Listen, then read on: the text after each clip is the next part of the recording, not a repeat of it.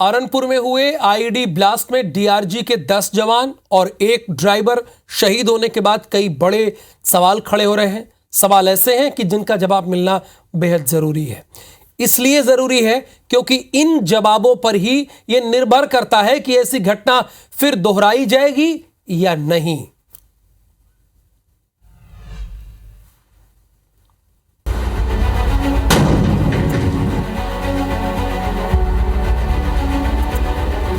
दंतेवाड़ा के अरनपुर में हुए खूनी खेल में सुरक्षा बलों की रणनीति और तैयारियों को लेकर कई सवाल उठ गए।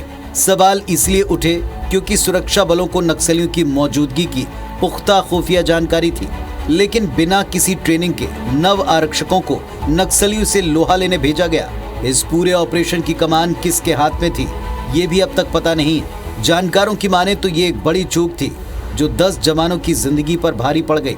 शहीदों में 8 डीआरजी के ऐसे नव आरक्षक शामिल थे जिन्हें नक्सलियों का साथ छोड़कर उनसे लोहा लेने के लिए पुनर्वास के तहत हाल ही में भर्ती किया था।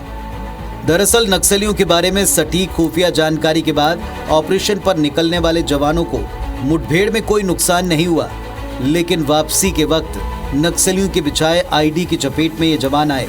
इस बात की आशंका है कि नक्सलियों को फोर्स के मूवमेंट की पूरी जानकारी रही होगी। देखिए, ये गुरिल्ला लड़ाई है माओवादियों की, और एम्बुश और आईडी ब्लास्ट ये उनका मेन टूल है। पुलिस अधिकारी इससे वाकिफ हैं कि एसओपी का कहीं पर उल्लंघन हुआ या वो उसके दायरे से बाहर हो गया था, संभव नहीं था।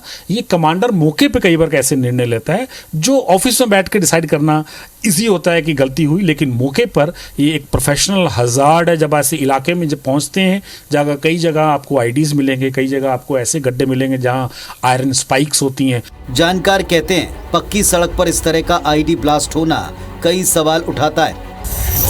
सवाल नंबर 1, नक्सलियों ने जो आईडी बिछाई थी वो पुरानी थी या फिर हाल ही में प्लांट की गई थी। सवाल नंबर 2, ऑपरेशन से पहले और बाद में फोर्स के आने जाने वाले मार्ग पर रोड ओपनिंग पार्टी सर्च करती है, लेकिन डीआरजी के इन जवानों के साथ ऐसा क्यों नहीं हुआ। सवाल नंबर 3, बिना ट्रेनिंग लिए नव आरक्षकों को ऑपरेशन के लिए क्यों उतारा गया।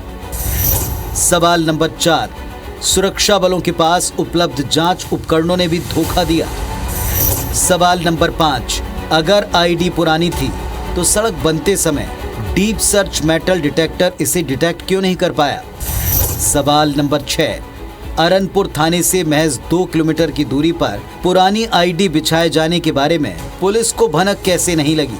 तो मुझे लगता है एक ऐसी दुखद घटना थी जिसके अंदर ये एम्बुश ये डेलिब्रेट था, अपॉर्चुनेट एम्बुश था। उनको कब सूचना मिली, इतनी जल्दी कैसे वो पहुंच गए, सड़क को सुरक्षित किया गया था कि नहीं किया गया था, आईडी कब लगाया गया था। ताज़ा तो लगाया लगता नहीं है क्योंकि बड़ा आईडी लगता है, और डेटोनेटर भी मुझे लगता है 3-4 इसमें यूज़ होंगे, जैसा ब्लास्ट जितना गड्ढा हुआ है, जितनी दूर गाड़ी गई है।